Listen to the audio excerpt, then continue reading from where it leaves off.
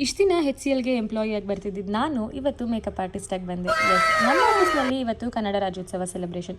Office full ಲಕಲಕ ಅಂತಾನೆ ಹೊಳಿತಿತ್ತು. ಆದರೆ ಆಫೀಸ್ ಅಷ್ಟೇ ಹೊಳೆದ್ರೆ ಸಾಕಾ, ಅದ್ರಲ್ಲಿ ಪಾರ್ಟಿಸಿಪೇಟ್ ಮಾಡೋರು ಕೂಡ ಅಷ್ಟೇ ಸೂಪರಾಗಿ ಕಾಣಿಸ್ಬೇಕಲ್ವಾ, ಅದಕ್ಕೆ ನಾನು ಬಂದಿರೋದು. ಇದು ಫಸ್ಟ್ ಕಾರ್ಪೊರೇಟ್ ಇವೆಂಟ್, ಅದು ನನ್ನ ಆಫೀಸಿಂದಾನೇ ಸ್ಟಾರ್ಟ್ ಆಗ್ತಿರೋದು. ಆ್ಯಂಡ್ ಕನ್ನಡ ರಾಜ್ಯೋತ್ಸವ ಇವೆಂಟ್ಗೆ ಸ್ಟಾರ್ಟ್ ಆಗ್ತಿರೋದು ಹೆಮ್ಮೆಯ ವಿಷಯನೇ. ಟೋಟಲ್ ಆಗಿ 15 ಜನ ಹುಡುಗಿರು 4 ಜನ ಹುಡುಗರಿಗೆ ಮೇಕಪ್ ಮಾಡಬೇಕಾಗಿತ್ತು. ಎಲ್ರಿಗೂ ಮೇಕಪ್ ಮಾಡೋಕ್ಕೆ ನಾನು ಒಬ್ಬಳೇ ಇದ್ದಿದ್ದ ಕಾರಣ ಎಲ್ರದ್ದು ವಿಡಿಯೋ ತಗೊಳಕ್ ಆಗಿಲ್ಲ. ಮೇಕಪ್ ಮಾಡೋಷ್ಟರಲ್ಲಿ ನನ್ನ ಎನರ್ಜಿ ಅಂತೂ ಫುಲ್ ಹೋಗ್ಬಿಟ್ಟಿತ್ತು. ಮೋಸ್ಟ್ ಆಫ್ ದ ಇವೆಂಟ್ ನಾನು ಮಿಸ್ ಮಾಡ್ಕೊಂಡೆ, ಬಿಕಾಸ್ ಮೇಕಪ್ ಮಾಡೋದ್ರಲ್ಲೇ ನಾನು ಬಿಸಿ ಆಗಿಬಿಟ್ಟಿದ್ದೆ. ಹಾಗೆ ಬೇರೆ ಪ್ರೋಗ್ರಾಮ್ಸ್ನೆಲ್ಲ ನೋಡ್ಕೊಂಡು ಒಂದು ಸ್ವಲ್ಪ ತರಲೆ ಮಾಡ್ಕೊಳ್ಳೋಷ್ಟರಲ್ಲಿ ರ್ಯಾಂಪ್ ಸ್ಟಾರ್ಟ್ ಆಯಿತು.